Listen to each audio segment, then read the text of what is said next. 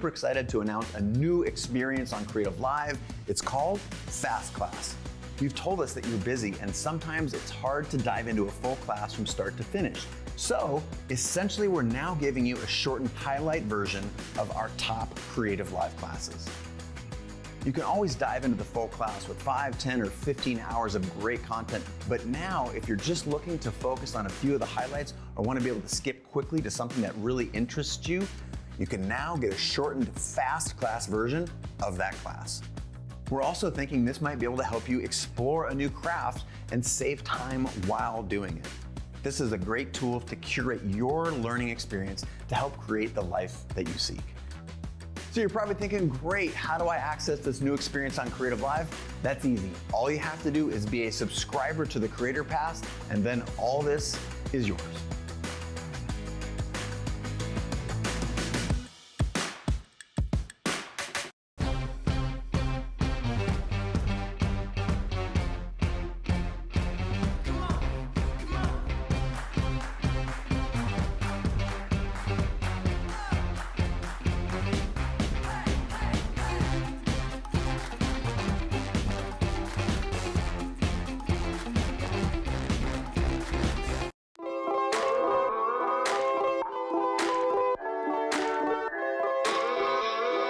If you're feeling isolated and looking for creative connection, try tuning into creativelive.com/TV.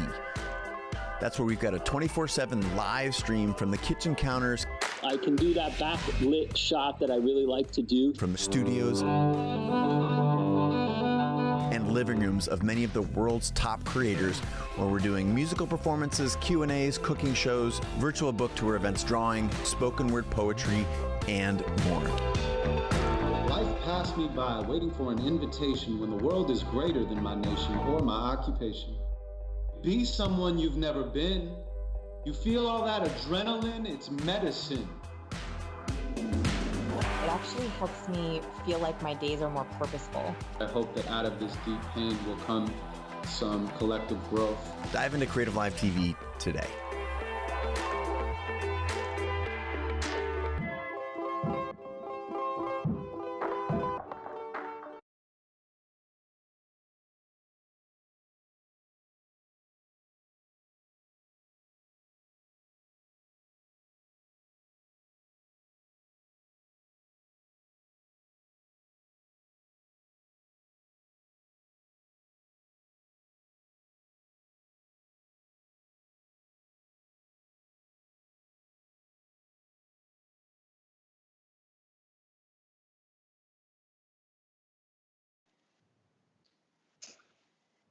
Hi, and welcome to our next episode of CreativeLive TV.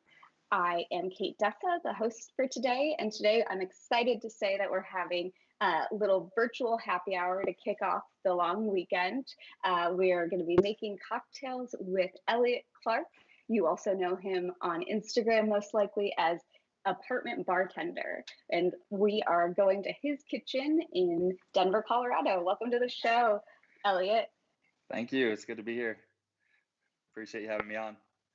Yeah, absolutely. So tell us a little bit about yourself. I know we actually met via Instagram ourselves, chatting Right. on from the CreativeLive account, and I've been following your work and the beautiful cocktails you make. Tell me a little bit about how Apartment. Tell me a little bit about how Apartment Bartender came about. Yeah, definitely. Main thing I say as Apartment Bartender happened by complete accident as far as like the brand and everything that's become. But you know what I would describe myself as is just a really big cocktail nerd and a really big enthusiast about the spirits world. About 4 or 5 years back, I took a cocktails 101 class and just got really into home bartending. At the time, I was living in Phoenix, and I was living with a roommate that drank anything and everything you put in front of him. So he was my guinea pig for all the cocktails and the things I was learning. And so just grew, and alongside that, my love for photography grew with it. And so Instagram was just the place that I felt was easiest to keep a log of my recipes. And what I ended up finding out was just that there was a whole community out there that really is passionate about cocktails and spirits and stuff. So it's been about 4 or 5 years in the making of just making the world of spirits and cocktails more approachable for people at home, which, is super relevant right now with the fact that we're all really in our home spaces for the foreseeable future, at least. Yeah, totally. And that was just well, not kismet. Obviously, we don't like what's going on, but it is Right. great that you kind of added, you created these cocktails, and now we can start learning how to make really good cocktails we usually see at a bar at home. Yeah, So that's really absolutely. cool. Yeah, I think And the drink so, experience at home can be elevated, even though, most people might not necessarily have a lot at home. So I'm looking forward to kind of sharing some insight on how to do that.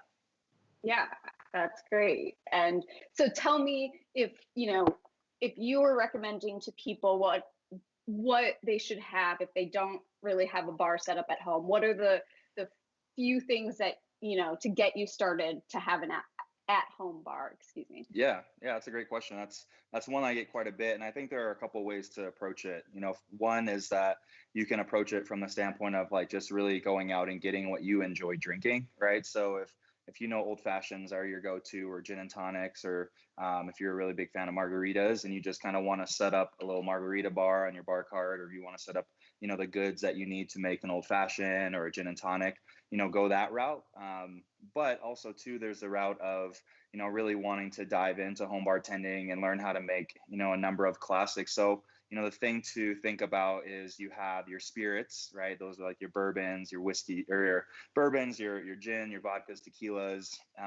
You have your liqueurs, which are also called modifiers, right? So if you want to pick up a couple that are really good to have on hand, like think about Cointreau, or think about like orange liqueur and things that help make margaritas, or like a Saint Germain elderflower liqueur.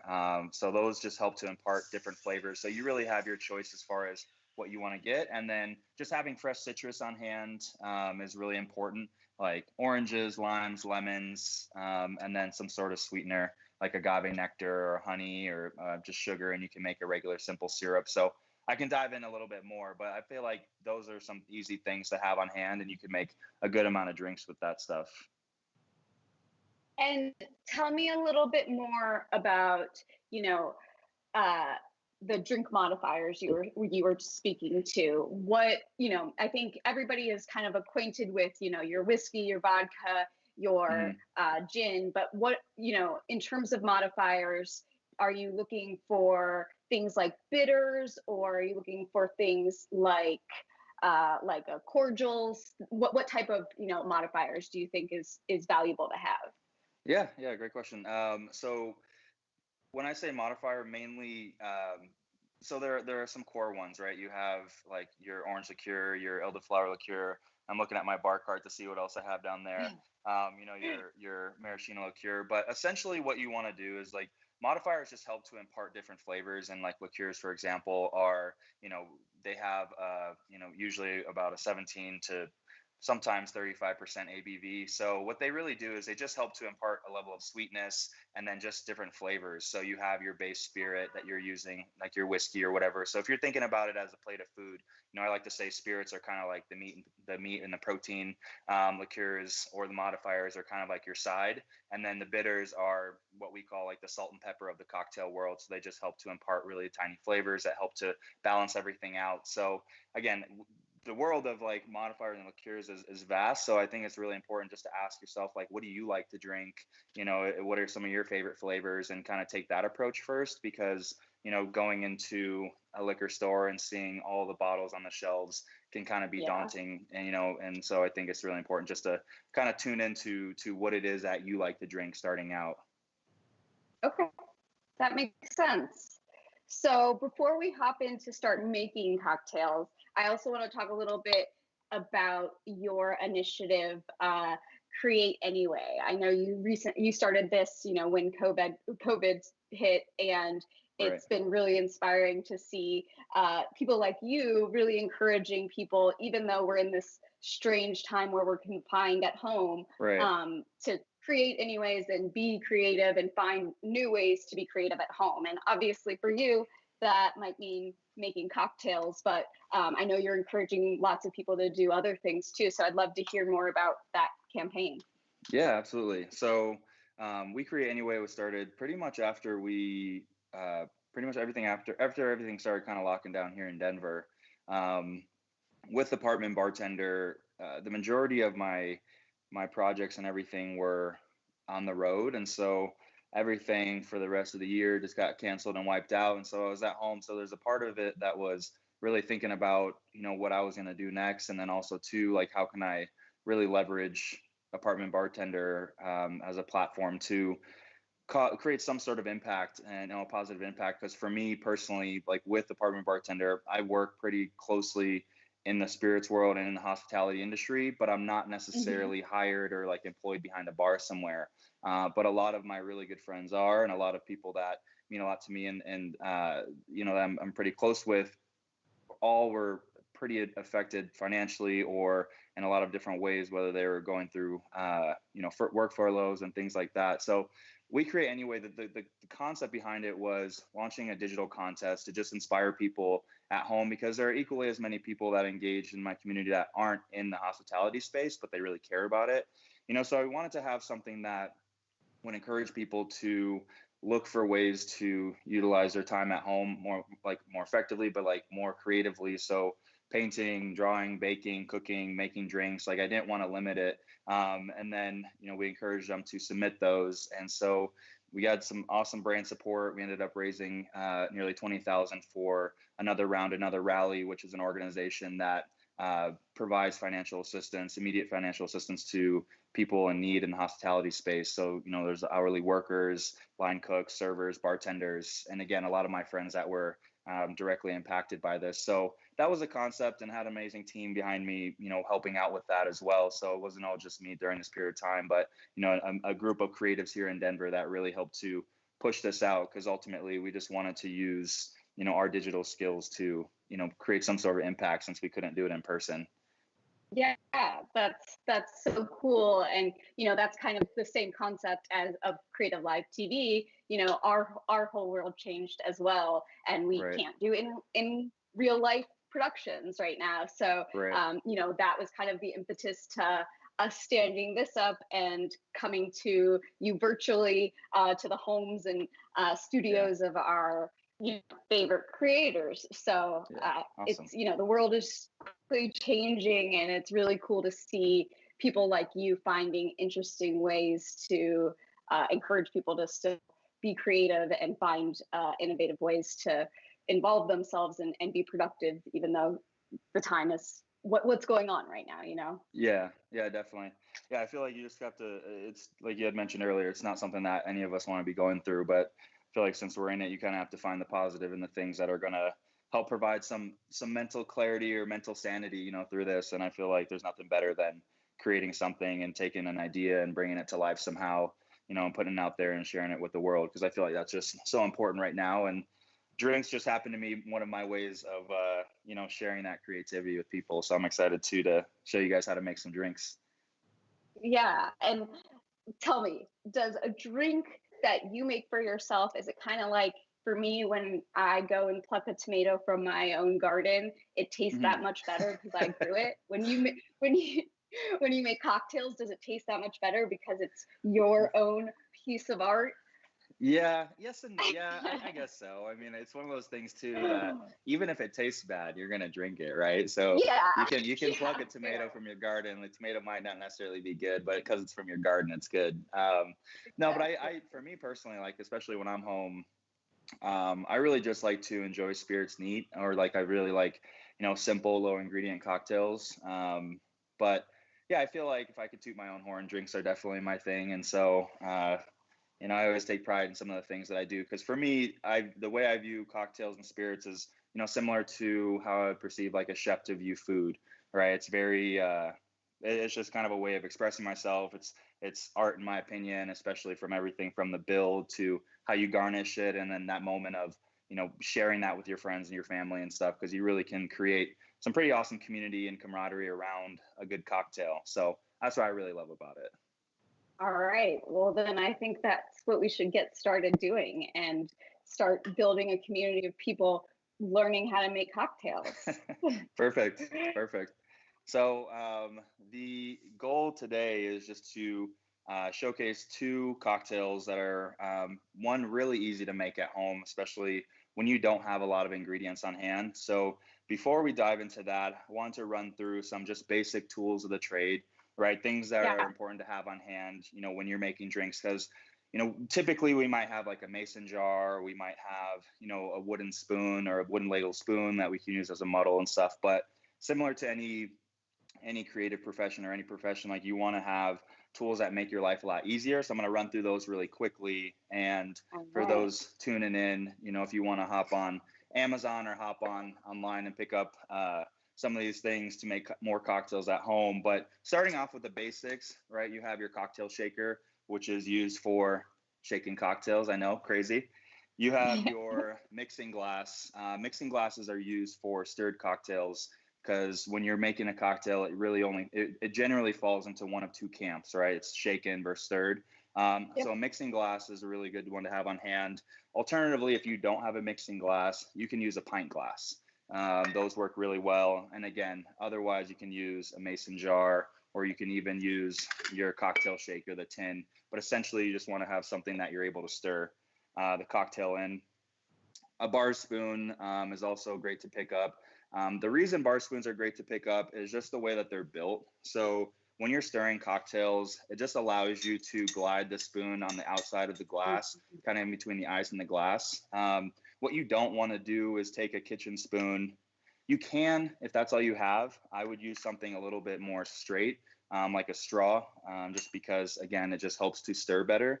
But essentially what you're doing when you stir and you shake is you're not only chilling the cocktail, but you're also diluting it. So it's just helping to balance out the cocktail. And that's what having a spoon for is great.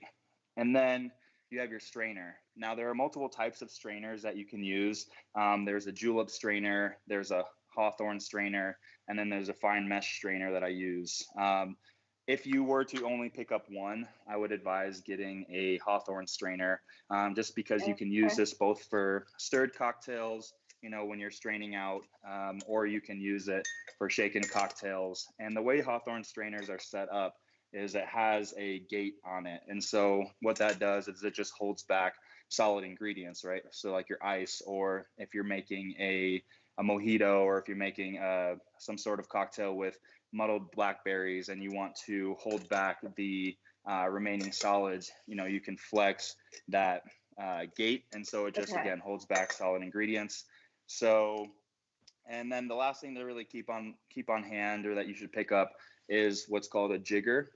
So a jigger helps to measure liquid ingredients.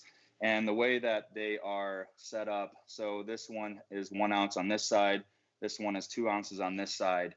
And inside are increments, little markings that help tell you different measurements. So you have a 1/4 ounce, 1/2 ounce, 3/4 of an ounce, and an ounce. And on this side, you have 1.5 ounces and 2 ounces. So the benefit of this is, especially when you are using, what you have on hand, they don't really have nothing like a regular glass if you were to use to measure. Can you do that? Can you eyeball it? Yes, you can. Just keep in mind that a jigger is really good to just invest in. Reason being is like drinks like a martini that, are just your spirit, like your gin, you have your vermouth and a little bit of bitters, right? It's 3 ingredients. And so with it being such a low ingredient cocktail, every measurement matters, right? So if it's 2.5 ounces, if you're just eyeballing it, you might go 3.5 ounces of your gin, or you might go 1 ounce of your vermouth. And so the taste and the consistency of it is going to be off. But again, with you being in the comfort of your own home, you have your preference, but pick up a jigger as well. So those are the home bartending tools of the trade that I think would be good to pick up. There are a number of others, but if you have these ones, then I think you're set. So cool. So diving into the two cocktails to make, I'm going to make an old fashioned and what's called a sour. Now, so an old fashioned is my go-to. I'm a big fan of cognac as well, so cognac old fashions are my favorite. But what I love about these cocktails are not just the recipes, but like the structure that they provide. So when you have friends come over, when you're thinking about what you like to drink, typically your palates fall into what we call like spirit forward, right? So those are the typically like the stirred, boozy tasting cocktails, like think Mad Men, think like old fashions, Manhattans, Negronis.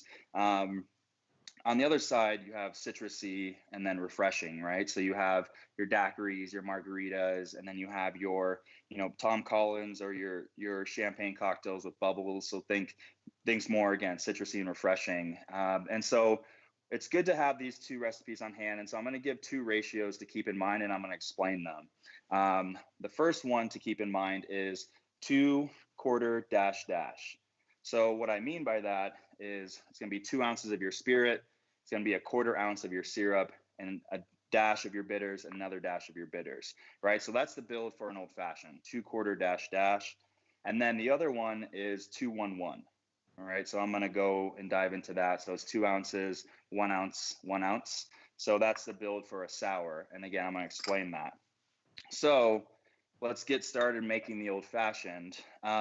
What's good to have on hand when you're making an old fashioned is an aged spirit. Now, typically an old fashioned is your rye whiskey or your bourbon whiskey, or if you live in Wisconsin, you drink brandy. So here I have Scotch whiskey. The thing about an old fashioned, again, you can follow it to a T. You can use bourbon whiskey, but if any aged spirit that you want to use, you really can use. You can use an aged rum. You can use mezcal or añejo tequila. You can use bourbon or rye. You really do have your preference. And if you want to get fancy, you can use rum and cognac together, or rum and whiskey together, or rum and mezcal together. So again, you can get creative. Just remember 2 quarter dash dash, because that's going to be the build. So going to do 2 ounces of Scotch whiskey here. Again, as you're making your own, you can pick which spirit you want. Just make sure that it's primarily an aged spirit. So that's 2 ounces of your spirit. You're going to do a 1/4 ounce of your syrup. So when talking about syrups, I have a Demerara syrup on hand. Syrups are the easiest way to impart different flavors into your cocktails at home. So a simple syrup, the most common syrups that I always have on hand are going to be your simple syrup, which is literally just sugar water. So it's equal parts sugar to water. And then same with Demerara syrup. Demerara is just Demerara sugar. You can do brown sugar syrup. You can do fruit syrup. So you can get creative as far as what you want to put into the old fashioned or into your cocktail. But here, keeping it simple with just the regular simple syrup. And then we're going to add some bitters, right? So this is the dash dash part. Now, when it comes to dashing bitters into the cocktail, the way that bitters are structured, and I can pull up the bitters that I always have on hand, which are Angostura bitters and orange bitters. I always have those on hand. If you want to add one more, pick up Peychaud's bitters. Reason being is a lot of classic cocktails like Manhattans, martinis, Sazeracs, old fashions incorporate those bitters, and so they're widely accessible as well. So Angostura bitters, orange bitters, and Peychaud's bitters, keep those on hand. But like I mentioned earlier, bitters are considered the salt and pepper of the cocktail world. So they just help to impart some flavors. Now, when you're dashing it, everyone wonders what a dash is or like what that measurement is. So again, I had it where it was just pouring upside down. The way that bitters bottles are set up, and you might see people kind of, really wary about how much to pour because they don't know what it is. The way the bitters bottles are set up is they allow an even amount of bitters to be dashed into the cocktail. So you actually don't have to be super gentle with it. Again, you really can just pour it that way. So here we have 2 ounces of the spirit, right? 1/4 ounce of the syrup. And then we have 2 dashes of the bitters. So just going to add ice. Now, this is a stirred cocktail. Earlier, I had said that things either fall into one of two camps. You have your shaken or stirred. Now, the reason why you stir a cocktail versus shake a cocktail, if a cocktail contains your spirit, your liqueur, your syrup, your bitters, think a cocktail like this, then you stir it. If a cocktail contains citrus, like or egg white, like a whiskey sour, or heavy cream, those things, then you want to shake it just because it helps to incorporate all the ingredients together and properly chill and dilute it. So here, just stirring it up. Now, with this cocktail, you want to just strain it over ice, and then we're going to get ready to garnish it. So again, using the Hawthorne strainer, just catching all the ice. And so you just go ahead and strain it into the glass. Now, a cocktail is never done until the garnish is on. Reason being is that garnishes actually add to the cocktail depending on what they are. So with an old fashioned, you have your orange peels, right? So I just peeled this off. Now, when you're making a garnish, here you can kind of see the edges are really jagged. Now, the garnish serves two purposes. So one of the things that you want to do is just express the back of the citrus peel over the cocktail. And what that's going to do is just release the essential oils over the cocktail. And when you go to drink, you smell the aroma of the oranges, which again adds to the overall drink experience. But you still want to make sure that the garnish looks pretty, because you are amazing and you need to treat yourself like so. So make sure your garnish is on point. So you saw that the edges were jagged. What I did was I just trimmed them up, and I just lined them up, and I just cut diagonal slices. So you already expressed it over, and all you need to do is just drop it in the cocktail. So here you have just a classic old fashioned with Scotch whiskey. So again, remember 2/4 dash. If you follow that recipe structure, it doesn't matter what you want to use for the spirit. Just make sure it's an aged spirit. And then also for the 1/4 ounce of your sweetener, you really have your choice as far as what you want to use. The most simple, again, is a simple syrup or a Demerara syrup. And then you have your bitters. Here I used an Angostura bitters, but you can use orange bitters. You can do chocolate bitters. You can get crazy and do some other stuff depending on how weird you want to get with it. So that was this cocktail. So that's the spirit forward option, right, that you can make with that. Now we're going to move on to the more citrusy, refreshing option and show you what you can do there. Before I dive in, any questions? Yeah, for sure. So we have a question. What is the difference between a Manhattan and an old fashioned? Great question. So the difference between a Manhattan and old fashioned, there's two different types of cocktails. A Manhattan traditionally is like your rye whiskey. It's your sweet vermouth and a couple dashes of your bitters. And then as far as how you garnish it, you can either do like a maraschino cherry or an orange. But that's typically served up. An old fashioned, again, they're both just spirit forward cocktail options, both stirred. So there's a lot of similarities, especially in flavor profile and stuff. But with the addition of sweet vermouth to a Manhattan, that's what makes it a Manhattan. So vermouth is a fortified wine, and that's also used in like Negronis and stuff like that. So that's another good thing to keep on hand. If you like Manhattans, go pick up some sweet vermouth and make sure that you refrigerate it after you open it, because it will go bad a little quicker, because it is a wine at the end of the day, right? So it oxidizes immediately after you open it. So just keep it refrigerated and it'll stay for a month or two. Okay. Yeah. Deborah Hansen on Facebook says she's learning so much. Thank you. Perfect. I appreciate that. Any more questions before I dive into the second cocktail? Yeah. So, I think it's kind of a trendy thing, but you're seeing a lot of kind of burnt edges to your peel, and people want to know does that actually add, a smoky flavor, or is it more for show? It doesn't necessarily add a smoky flavor to the cocktail. It can maybe create a little bit of a smoky layer to the top, because again, you are expressing the essential oils. And then it also is part of presentation, right? So for this old fashioned, like if you wanted to, light a match or something, it's the same process. You just express the oils over the fire, and then does that again. Does it add to the flavor profile of the cocktail? In some ways on top, in my opinion, like a Oaxacan old fashioned burns the orange peel over the cocktail. But as far as what actually makes the cocktail taste smoky, it's whatever spirit you typically use in the actual liquid. Yeah. But it is cool. I mean, it's like one of those things where if somebody bite your orange peel in front of you when you're at a cocktail bar, or like at home, like if your guests are here and you're making a cocktail for your friend, and you kind of take that extra step. Is it 1000% necessary? No, but also why not? Everyone likes a little fire. Yeah. A little fire Of tricks. course. All right. And so now we're going to make a sour, right?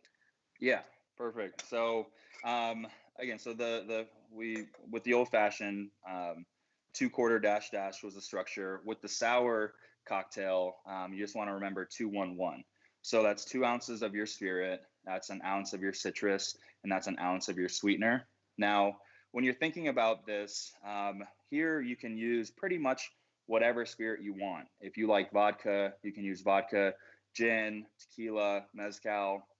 Think about a daiquiri. A daiquiri really is just rum, citrus, and your sweetener, right? So rum, lime juice, and simple. A whiskey sour is bourbon, lemon juice, and simple syrup, or you can do maple syrup.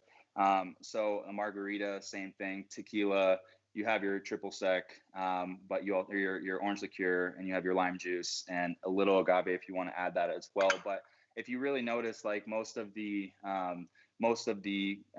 those cocktails are just sour type cocktails, right? They're just citrusy. So if you remember 2-1-1, you'll always be able to make a sour cocktail. And what you just need on hand is citrus of your choice, right? So we have orange, we have lemons, we have limes. You can go grapefruit. So you have your option as far as what you want to do. And why I like this cocktail a lot is just because the old fashioned also only requires your spirit, your sweetener, and some citrus for garnish, right? And your bitters. Same with the sour cocktail. So again, you don't have to have a lot on hand. So with this build, this is a shaken cocktail. Again, remember, if a cocktail contains citrus or egg white or cream, you want to shake it. So because this is going to contain citrus, we're going to go ahead and shake it. So just pouring it into my cocktail shaker. I have some lemon juice, fresh squeezed here.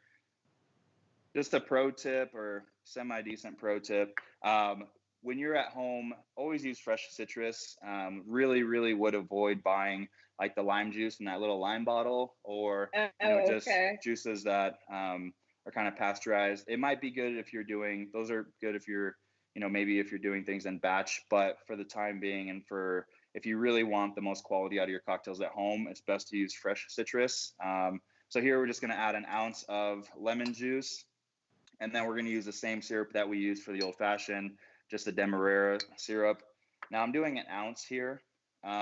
The cool thing about the structure of 2-1-1, if you don't want the drink to be as tart or as citrusy, you can actually back down the ounce of citrus to 3/4 of an ounce. Or if you don't want it as sweet, you can back down the ounce of sweetener to a 1/2 ounce or to 3/4 of an ounce. So it really is your preference. So don't feel so rigid. But if you are going to use this structure, 2-1-1 is just the easiest to remember. So you can add bitters to it if you want. What bitters would just do is just help to impart some smaller flavors and help balance it out. So I'm going to leave it out, but you're just going to fill it with ice. And when you shake, again, it's to chill and dilute the cocktail. You don't necessarily have to be super gentle when you shake. So, sometimes like people just like do that, but you can actually just go at it for about 7 to 10 seconds. Because you want the ice to actually break up a little bit, right? To dilute the drink. Exactly. So the ice that you use, and eventually as that melts and the water that gets in the cocktail, it really is just helping to balance everything, versus if I made an old fashioned and didn't stir it and just poured over ice, that first sip is going to be a little boozier or a little stronger because, again, it's not diluted to help balance it. But the key is to not shake too much where you over dilute it, because nobody likes a watered down cocktail. So and let's talk a little bit about ice before you jump in. I've noticed at bars most of the time they have special ice cubes. They often make it in a tray versus using an ice machine. What is there anything you would recommend in terms of specific ice for making a cocktail at home? Yeah, definitely. So I'm gonna strain this while I answer that. Yeah, so this is the sour cocktail. So I use Scotch whiskey, lemon juice, and and that syrup, and I'm just going to garnish it with lime because why not? So here you have the sour cocktail. So beautiful. again, both an old fashioned and this are really easy to make with not a lot on hand. But yes, ice is very important, a little bit more important than people might realize. What you don't want to make drinks with, and I'm a big proponent for this, is you don't want to use like this cloudy, oblong freezer ice. You can if that's all you have on hand. I don't want to come off pretentious, but the reason being is that ice, again, when you're shaking it or diluting it and it's melting, it's going into your cocktail, right? So it's best to use, good ice. So I always buy just cubed ice from the store.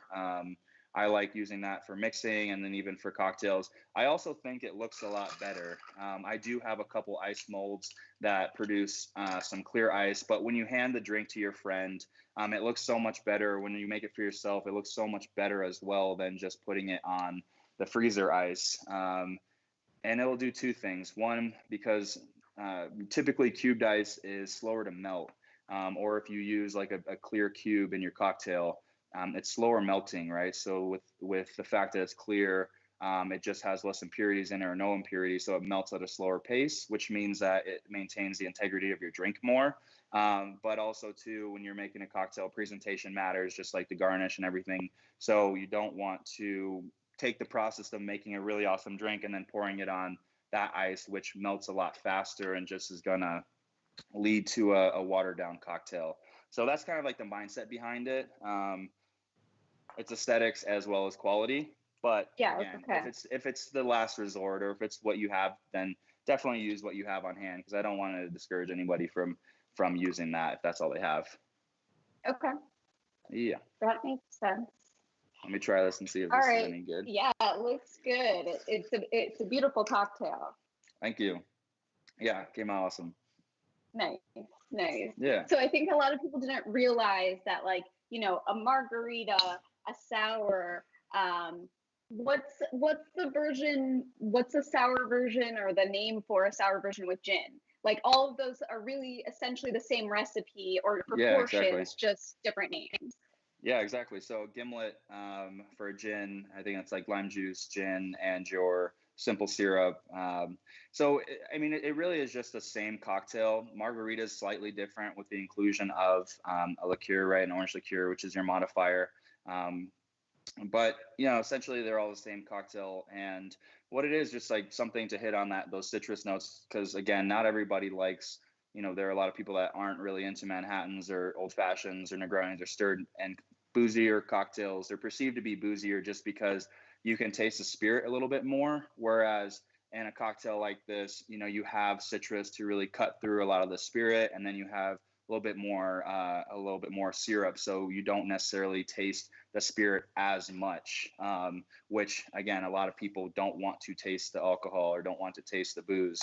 And the thing I really like about this that I'll show you that you can do with this cocktail is if you have, let me see if I have some soda water. I'm just going to use water and act like it's soda water so I don't have to get my little storage unit. But so with this cocktail, the sour, you have 2-1-1. If you want to add on some and make it more refreshing, you can do 2-1-1-2. And the last part of the 2 is soda water, tonic water, Prosecco, sparkling wine. Like, you have your choice as far as what you want to do. But you can get a Collins glass or a highball glass, or you can even just get a rocks glass. And it's the same cocktail, right? And I'm pouring it into here. And then here I have some tonic. I found some. And then you can just top it with 2 ounces and then drop that in. So essentially, it's the same exact cocktail.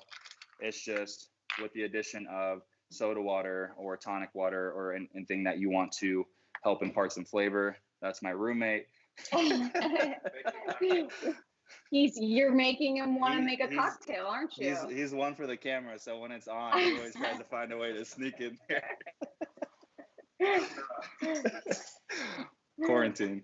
So again, essentially it's the same cocktail. You have your spirit forward one, you had your sour in the coupe glass, and then you have this, which you can again, same drink, but just adding some bubbles to it just to make it a little bit more refreshing. So if you're park chilling or something on a weekend, that's an easy cocktail that you can make and that you can scale up based on how many people you want to make it for, or how many cocktails you want to make and put into a to-go cup or something like that. So.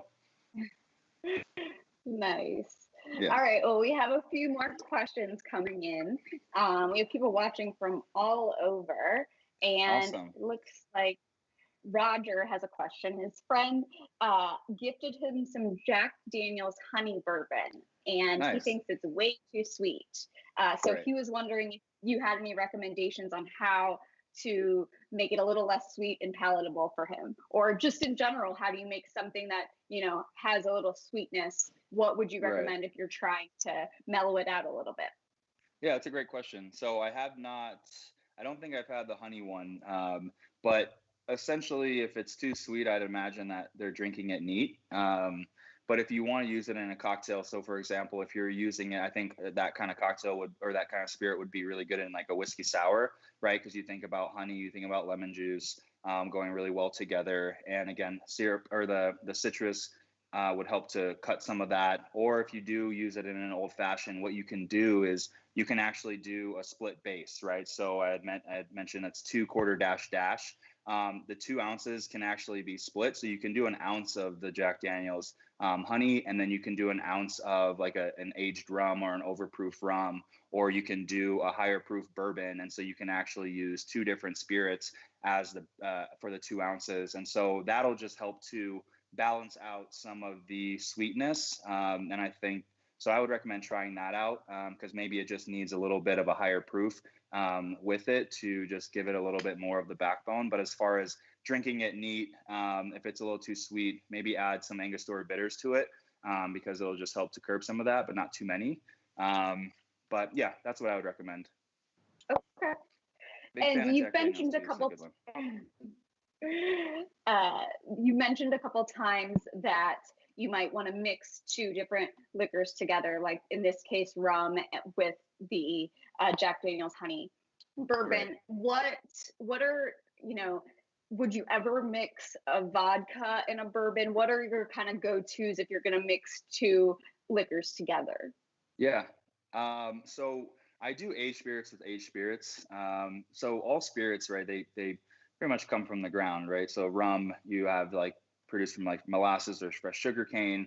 You have whiskeys produced from grains. You have gins with, that add botanicals and juniper and different things. So I usually, when it comes to making cocktails and combining things, I usually stick aged spirits with aged spirits because after all spirits are fresh off the still, right? They're clear, and then you put them into barrels, and the spirit, depending on how long you age it, absorbs a lot of the influence and the flavor profile from the oak, right? And so if you're using an aged rum, you're like say an aged rum agricole, which has a little funk to it. It's just more about understanding what are you trying to accomplish. Like if I wanted an old fashioned, but I wanted it to taste a little funkier, right? I would use like an aged rum agricole with a bourbon. The bourbon would just help, or like a rye. Rye is typically a little spicier than a bourbon, right? It's not as sweet. And so I think like an aged rum, and rum is typically sweeter. And if I want that funk, I would pair it with something spicy just to kind of create balance. But you really have your choice there. As far as lighter spirits, vodkas, gins, I do gin and mezcal together because I think that botanical and that smokiness are really good together. Vodkas, I usually just keep it straight vodka. I don't mix that. Lighter spirits, I typically don't tend to mix. It's just more so aged spirits that I think are where you can play around a little bit more, and they're a little bit more forgiving mixed together because, again, you do have such a common influence from the oak that the spirit's aged in, if that makes sense. Yeah, totally. Yeah. That was a great question, though. We actually have a couple people who tuned in a little late and want to know what the measurements are for an old fashioned again. Yeah, great. So 2 quarter dash dash, right? So when I talk about that, it's just 2 ounces of your aged spirit. It's a 1/4 ounce of your syrup, and then it's just The dash is dash of your bitters, dash of your bitters. I like to do 2 dashes of Angostura bitters, or a dash of Angostura bitters, a dash of orange bitters, or you can really get creative if you have other ones on hand. But 2/4 dash, just remember that. And if you did miss it, I ran through some common home bartending tools to have on hand, and one of them was a jigger, which just helps to measure liquid ingredients. And inside there are some different increments that this will just help you to measure out the 2 ounces and the 1 ounce or the 1/4 ounce, and then you have your dashes of your bitters, which is just a little bit of bitters goes a long way. So that is the ratio for an old fashioned that I follow. Okay, perfect. All right, then we have a couple more questions. People have heard you mention egg white in a sour, and I think some people get a little scared about egg whites and how you would do that at home. That really kind of elevates the cocktail from what feels like a approachable at home to a cocktail at a bar. But I think, from what I've seen on your feeds, you're making sour cocktails with eggs all the time. So what goes into making an egg white cocktail, if that was something we could, people wanted to do at home? Yeah, definitely. I'll mix one up right now real quick. So that's going to follow the same structure. Egg white might sound a little gross, but what it does is it just adds a really nice texture and mouthfeel to the cocktail, and a nice head of foam on top, right? So it just adds a nice velvety taste to it. You don't taste the egg white. You don't smell the egg white. So again, it's just something that you can add. But one of the things there, it's the same process. We're doing 2 ounces of the spirit. I did an ounce of lemon juice already, and then I'm just going to follow the same recipe. So I'm going to do an ounce of syrup. Now, with egg white, let me get an egg. With egg white, what you want to keep in mind, and when you're building this, and this is actually something that I probably should have touched on earlier, and it's a good habit to get into, always build your cocktails from cheapest ingredients first, right? So instead of going your spirit, that I'm doing it this way because I'm a wild guy, but the key is, like, say for example, if you're making a cocktail with egg white, if you accidentally mess up and the yolk falls in there, you're not dumping everything down the sink. Which if you're in a bar setting, it doesn't matter at home. It does matter, but if you're in a bar setting, obviously that's money that you're pouring down the drain. If you're the bartender, so you really want to be mindful of how you build the cocktail. So here, just going to put 1 egg white into the cocktail. So I have it. I dropped a little bit of a egg white or an eggshell in there, but I have the egg white in here. I have the cocktail. So what you want to do with egg white cocktail is you can add ice first. There are 2 types of shakes. You have a wet shake and a dry shake. A wet shake is with ice, and a dry shake is without ice. So I like to, it doesn't really matter what order you go in. Some people say wet shake first, then dry shake. I say dry shake, then wet shake, but also too, it really doesn't matter. But essentially what you want to do is just get the egg white and everything incorporated, because you're going to, when you strain it out, you're going to see that head of foam on top. So once you get that shaken up, you just want to add some ice. And again, this is the wet shake part.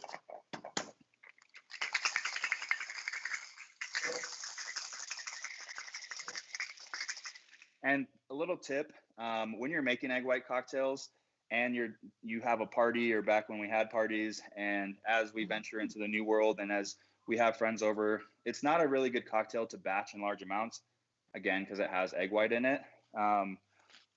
So if you want to make a whiskey sour, it's just best to do it without egg white if you're trying to batch it for more people, because you can't control the egg white. You don't want to make a punch bowl with like egg white floating on top. So it's good for like those 1 or 2 cocktails. So it's the same process. For that special person, the friend that you want to make something real special for. So look at that it's coming out really like kind of foamy and creamy. And then you just want to let it sit. And when it sits, the foam will rise to the top, or the egg white will rise to the top. And then you'll have the cocktail kind of sitting on the bottom. And one thing to really keep in mind, just make sure that you still continue to garnish it. So you can use a lemon peel, you can use but just you want to express like the essential oils over the top. Again, so as people are going to smell the cocktail and drink the cocktail, they're getting a nice, pleasant smell.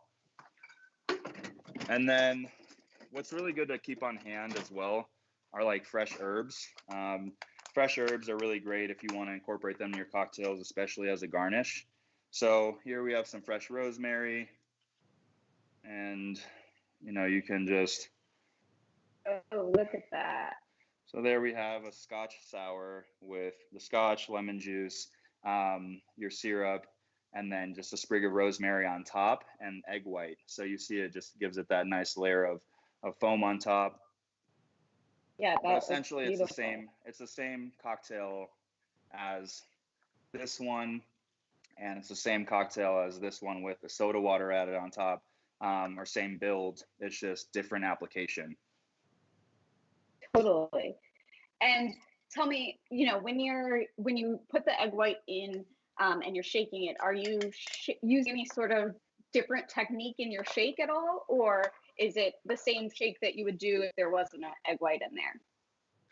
No, it's the same shake. So again, like when I had mentioned earlier, you want to make sure that you don't have to be gentle with it, especially with egg white in there, because you really want things to mesh together. And so you can be a little stronger with your shake. Again, like you had mentioned too, to break up the ice and to make sure that you're properly diluting the cocktail as well. So yeah, same process. Okay. Yeah. All right, I might have a toughie for you coming from Deborah Hansen, who's been watching this whole time and says she's been learning a lot. Nice. She was gifted a bottle of Greek Skinos Massatiha spirit. Yeah. She says it's very botanical and she does like it neat. But she would prefer to have it with a cocktail, and was wondering if you are familiar with the spirit and might have any recommendations. Yeah, great question. What did you say it was? I'm gonna Google it real quick. It's called Greek Skinos, Skinos, Okay. Mastiha, which is MAST. Okay. So I'm looking it up. So it looks like it's a liqueur. So liqueurs are really good. So liqueurs can kind of be drank and enjoyed like a number of ways, like on ice, right? I'd imagine that it might be a little bit on the sweeter side. It's 30% ABV, which means that it is a little higher, and so it might pack a good kick and would incorporate some awesome flavors into a cocktail. One thing that I would try with this, I haven't tried it, so this is just a hunch, but you can follow actually the same process for this. So I would probably do 2 ounces of gin or vodka. I would do a half ounce of your Skinos liqueur. I would do a half ounce of your simple syrup, and then I would just do an ounce of lemon juice or an ounce of citrus of your choosing. And again, it's the same build, right? It's 2-1-1. For the 1 ounce that you're using for your syrup, you can actually cut that, and so it's half ounce of your liqueur and half ounce of your syrup, and then an ounce of your citrus. So I would give that a try. You're making a sour, and just see how it incorporates with other flavors. And if you want to try that again, you can incorporate it into your favorite cocktails and just see how it works with those. Otherwise, I think drinking it on ice, or you can add tonic to it as well, and just kind of make it a more low ABV sipper. So you have options there, but that's what I would do. But I'm going to look out for this now. It looks interesting. Nice. Deborah, you gave him a new liqueur to conquer, so maybe we'll see a new drink on Apartment Bartender with that. Okay, so tell me, we have a couple more questions coming in. Tell me the difference, or if it makes a difference in cocktails, if you use tonic versus like club soda. Yeah, so it does make a difference in small taste. So there are different types of tonic. One of the brands that I really like is Q Mixers, and then there's also Fever Tree, and there's a number of different mixers, and they have like things like Indian tonic or just regular tonic, or ginger ale and those things. So everything when it comes to drinks, just like with food, is about flavors, right? It's about knowing and understanding what flavors pair and mesh well together. There's a book called The Flavor Bible that I would really pick up. And what it is just an encyclopedia of like flavors, and then it lists out everything that they go well with, just to provide some guidelines. But yeah, tonic is slightly more bitter, right? So depending on the tonic, you either have like gentian or quinine or those things in there. So depending on how bitter the tonic is, but it's quinine, right? So it's going to add a little bit of a bitter element to a cocktail. So think of gin and tonic, right? It does have that little bitter aftertaste, versus soda water is just carbonated water. So that's a good way to maybe continue to dilute a cocktail, but just add some effervescence to it. Same thing with ginger ale, or same thing with cola. So you have your option as far as mixers that you want to use. It's just about what flavor do you want to introduce into the cocktail. So as long as you kind of let that guide your mindset of like, why use bourbon versus rum? Well, maybe you want the flavor profile of a rum more than a bourbon. Why use Eno's liqueur versus orange liqueur in a drink? Maybe you want that flavor profile versus orange, right? And then what pairs well with orange? Is the drink sweet? So maybe you want to curb it with some bitterness. So when you're doing things, sometimes thinking about not only what pairs well together, but what would be really good contrast.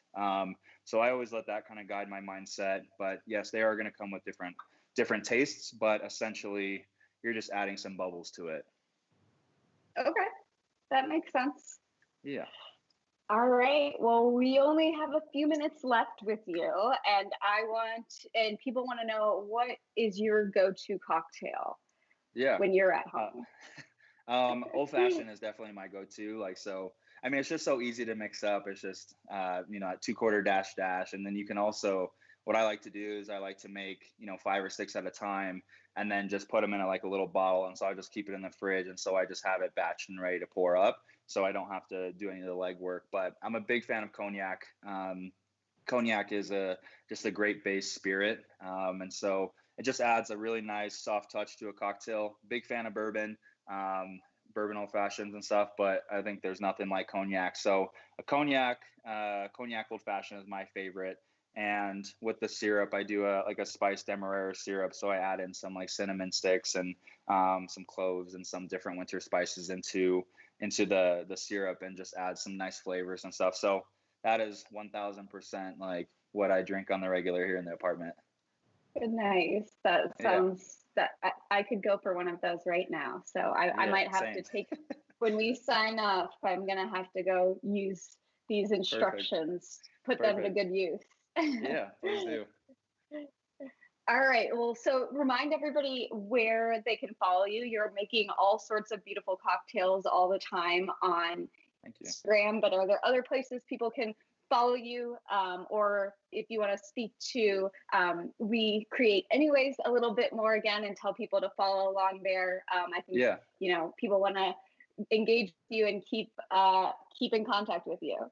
Yeah, absolutely. So you can follow me at Apartment Bartender on social. That's kind of where I put out the majority of my recipes, and then apartmentbartender.com as well for other articles and things to keep in the loop. And then We Create Anyway, you'll actually see it linked in my bio on Instagram. But that's the initiative and the contest. So what's cool there is we're actually, we've wrapped that up. It was a 5-week contest. And so we're going to take it down and strategize a little bit about relaunching it at a later point. So you can follow it there at We Create Anyway on social, or WeCreateAnyway.org, and then apartmentbartender.com or Apartment Bartender on social. So you'll just see all my shenanigans there. All right. Well, thank you so much for coming on to CLTV and teaching us how to make some beautiful cocktails for the nice long weekend. Yeah, absolutely. Hope everybody has an amazing holiday weekend, and I appreciate you having me on. All right. Well, thank you everybody for tuning in, and we'll be back next week.